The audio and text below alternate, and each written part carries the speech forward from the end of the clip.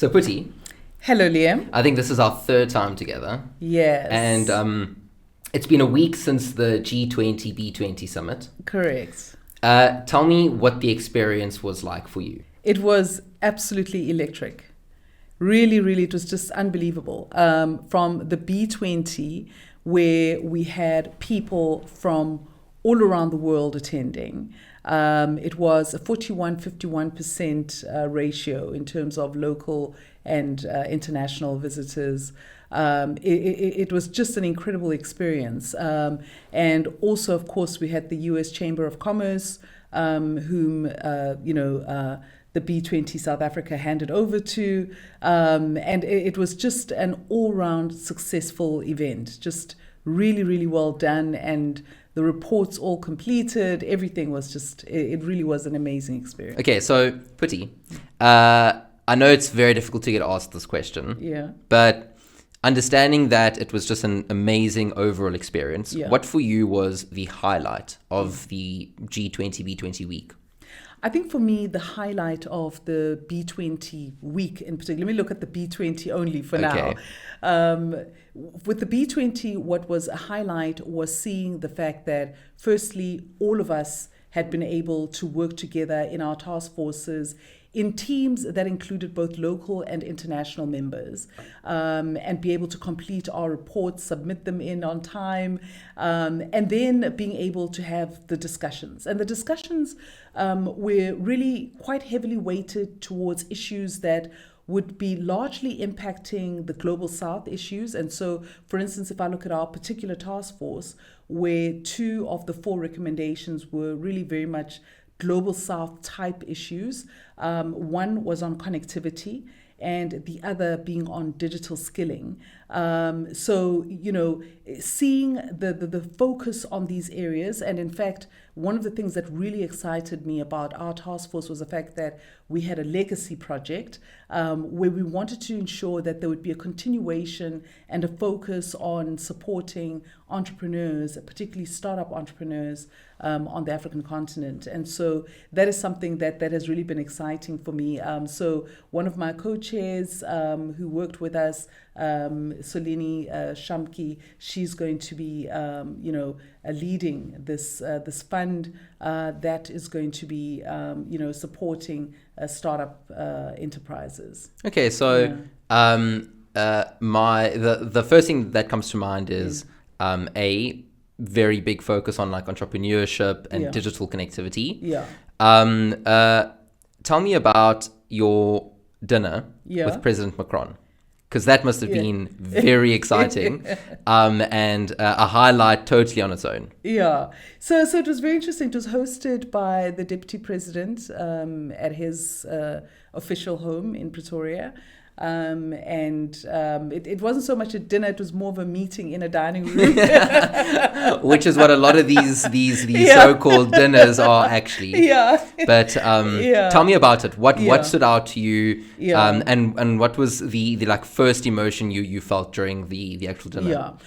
So one of the things that I enjoyed in that interaction was that we had businesses representing France and businesses obviously representing South Africa, and we were looking at ways in which we could be able to collaborate and engage in, our different countries. And I just loved the practical approach of President Macron. When you say practical, what do you interpret as practical approach? He didn't spend a long time on speeches and all of that. Yes. He was focused on getting things done. Amazing. And that's what you want, right? Absolutely. So he immediately, after the Deputy President spoke, he then spoke and, introduced the businessmen that he was there with. And then, the Deputy President introduced us, and then we started engaging. And it was really wonderful, practical use of time for us to be able to see how our 2 countries could be able to continue to collaborate even more with respect to the different industries that we all represent. And it was interesting just looking at how we also spoke about the COVID-19 period, where both our countries had worked together on ensuring that we could get access. And that hit all the headlines and news lines as well. Absolutely. And then, just it was wonderful. From a CEO's view. Yeah. What do you think? Maybe they couldn't have been anything, but what do you think could have been better with the event? That's hard. That's hard. Because I honestly can't think of how it could have been better under the circumstances. Okay. I think with the G20, I think it was phenomenal. And also looking at the B20, the experience that I've had coming out of this is that people continue to be focused on the most important issues. It doesn't matter what is going on in the world. People remain focused on the most key issues. And I think that for me has been a big learning point to be able to see that. I honestly, because if I were to say perhaps we could have had more youth, we had a lot of young people that were involved in both the B20. I mean, if I look at the team that was running the B20, the majority of them were young people. That's amazing. Yeah, absolutely. And so what would be another issue? I'm trying, so it was, I found both events to really be hugely meaningful on many different levels. That's brilliant. And what country, in your view, made the most impact? So I know that you have world leaders, you have all these incredible people all in one room. Yeah. And to ask you the question, what country made the most impact? I think it's a very difficult question to ask. Yeah. But what's the first country or the first thing that comes to your mind? For me, the first country that would come to mind is South Africa. I think as the host nation and under the circumstances, to have been able to host all of these nations under our circumstances with such tremendous success, bringing both the government and business together and all of the different parts of our country that we represent, it was phenomenal. It really just spoke to the outstanding leadership that we saw through the president. I mean, I don't think I heard one negative comment. It was outstanding. It really just, it was incredible to experience and also to see. So South Africa stands out for me. But I would also mention a few other countries who... In no particular order? Okay. Who I think played a key role as well. And those for me would be India, China, Brazil, the EU. Those four countries, and all countries played an incredible role. Yeah. But I think those four countries, the first three in particular, India, China, Brazil, they played a big role in terms of ensuring that there was a focus on global South issues and pushing those forward. The EU played an important role in making sure that we could get to a place where we would have the consensus that the president was able to achieve, through, the G20. And so, I would love to just only clap for South Africa, but honestly, it was a team effort. It was truly a team effort at its best. So, Putti, tell me about South Africa's relationship with the EU. I think South Africa has an important relationship with the EU, looking at issues related to, for instance, sustainability, ensuring that as a country we're able to deal with renewable energy and other elements of sustainable energy in the most responsible manner. I think they're a really important partner. And in addition to that, I think just in terms of growth, when you look at many of our industries, whether it's in motor vehicles or any of those industries, and these are industries that employ many people, these are industries that are led by member countries of the EU. And so from that perspective, the EU is truly an important part of the world for South Africa. It was also good to note the partnership of the EU with Africa at the summit that was held immediately after the G20. On the Monday, there was the EU-Africa summit that was held in Angola. And that once again just spoke and cemented the importance of EU member states to the African continent. And so they have an important role to play.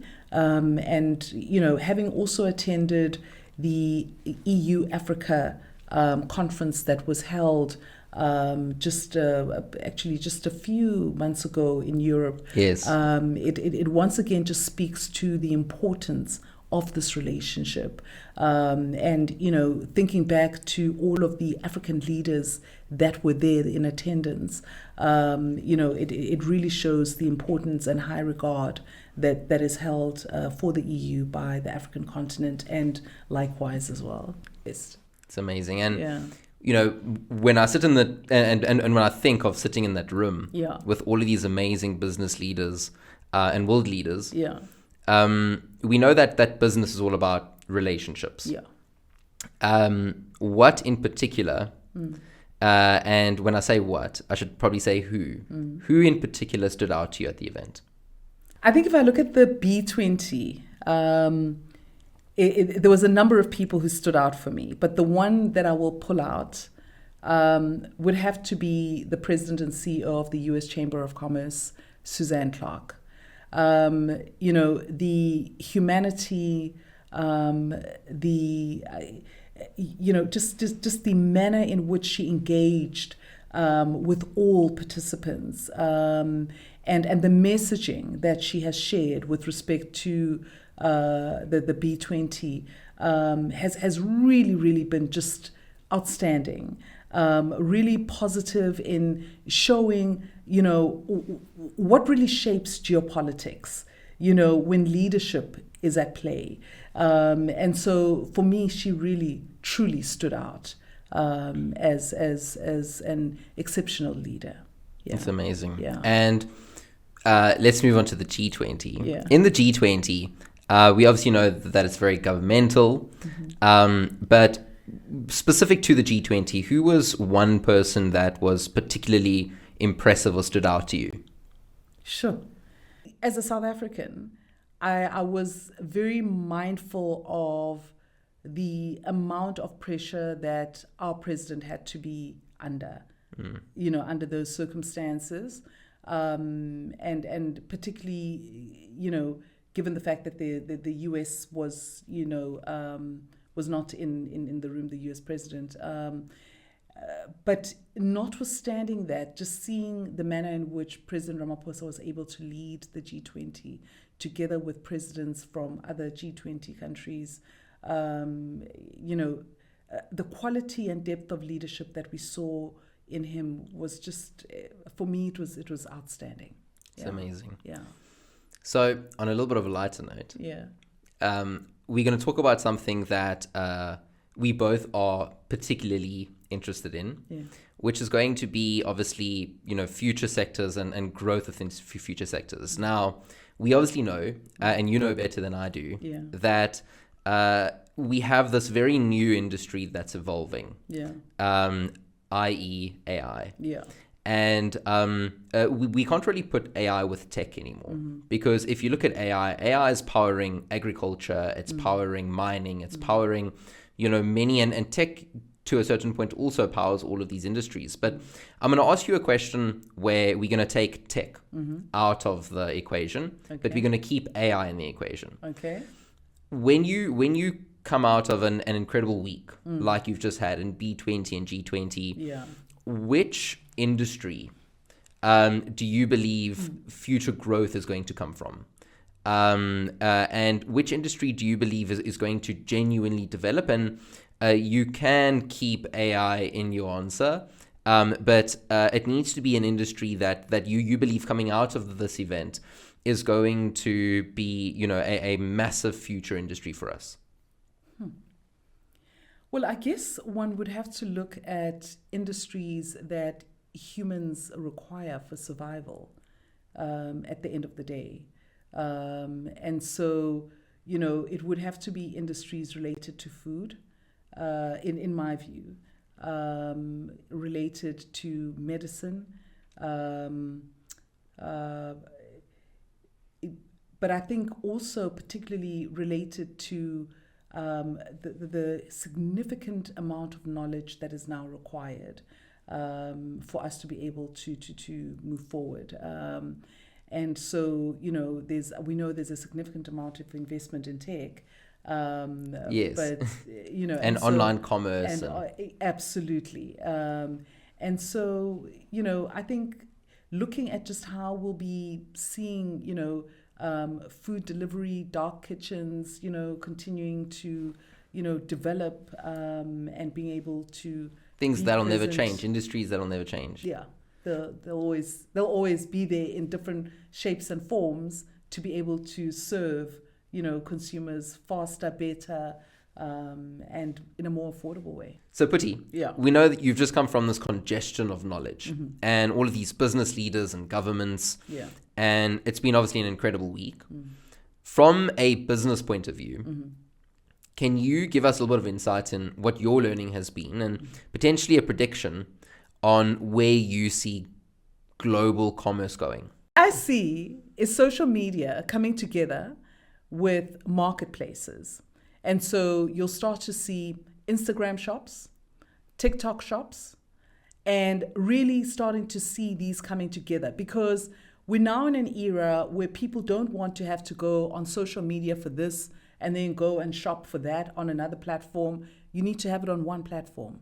Wow. And so that is what we'll be seeing going forward. Well, I get very excited when you say that.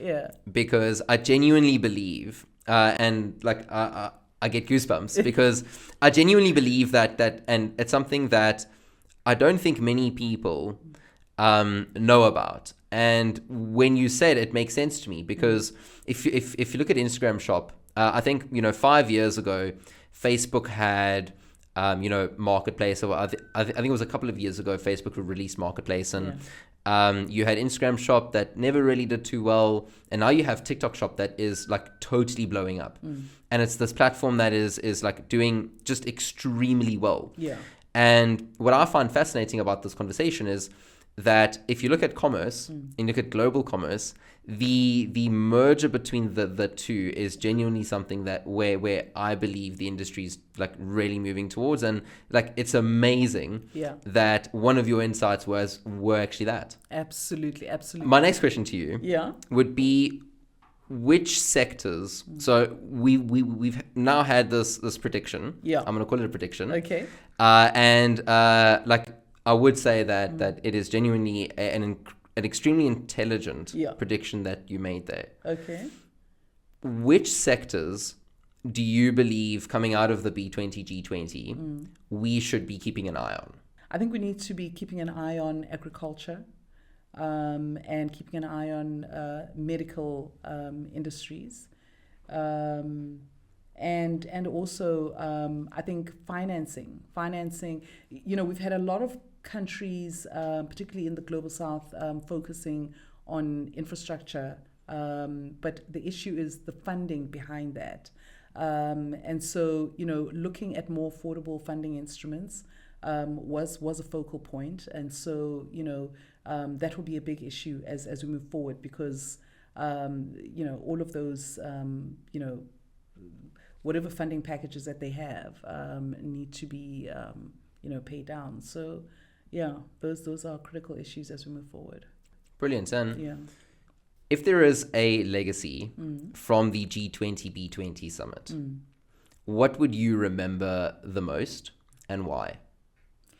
I think the legacy that I would remember the most from the 2025 G20 and B20 summits is the manner in which private sector and the public sector are able to come together and work closely, successfully together with their international partners towards successful outcomes for nations. And so we have that ability. And if there's one little caveat I could add, the fact that we can get our streets and everything ready for the B20 and G20 that for me is amazing. Clearly is something that we can do on an ongoing basis as well. 100%. And so we've got what it takes. Let's continue showing it. It's amazing. And one of the I think biggest, most topical things, and I know that you in particular are, with the B20, and I think a lot of the conversations in the B20 were around entrepreneurship, business, and we're going to focus on the B20. Okay. Do you believe we do business with people we know or with people we like, and why? I don't think like has anything to do with it in business. But knowledge is something that's important. And so it is a lot easier to be able to do business and to finalize the things that you discuss with people whose intentions you understand in terms of their goals that they want to achieve out of this. And so I think knowledge, I would rate knowledge higher than like in terms of being able to successfully close a negotiation or discussion or whatever the case may be. Okay, so and I suppose that is, from my understanding, what the whole B20 G20 is about, because everyone has one goal and one objective, and I suppose it's more about just people that have a similar agenda or a similar goal or objective, rather than people that you like. Yeah. That's very interesting. So Putti, coming to a close. Yes. The last and definitely I think one of the most important questions to ask you is how Naspers and Prosus performed at the G20 B20. I was very happy with the performance of Naspers at both the B20 and the G20. We were sponsors of the B20 alongside other corporates, and played an active role alongside the team of the B20, which was led by Business United South Africa, BUSA, an important organization in the lives of business. In the G20, we supported a number of different government events, some that we were involved in, most that we were not involved in. But I was very, very happy about our partnership with the Department of International Relations and Cooperation with respect to the welcoming event for the G20. This is an event that's never been held before. And so we had that event, and that was wonderful. We had musicians that we flew in who are based internationally, South African musicians. It's amazing. Opera singers who are based overseas. We brought them in to South Africa to perform for all of our guests. And then we had a poet in the form of Lebo Mashile, and we had wonderful MCs. It really just was an incredible event, and I was very, very happy that we were able to participate in that. I was also very happy that we were able to work together with the President's office in hosting the President's dinner, and there we had two orchestras, and had a number of business people who attended that, as well as obviously government heads, and so it really was a wonderful time for us. There was a number of other events that we supported in, but those were not for us. Those were closed events. But it really has been very meaningful to have been able to play a role in such an important time in South Africa's tenure. Yeah. Amazing. Yeah. Well, Putti, thank you for our time today. Thank you. I'm glad we could have a conversation in regard to the G20 and B20, and one that you don't need a pen and paper to try and understand, what is being said. Yeah. So thank you for your time. Sure. And we will do another one shortly. Thank you.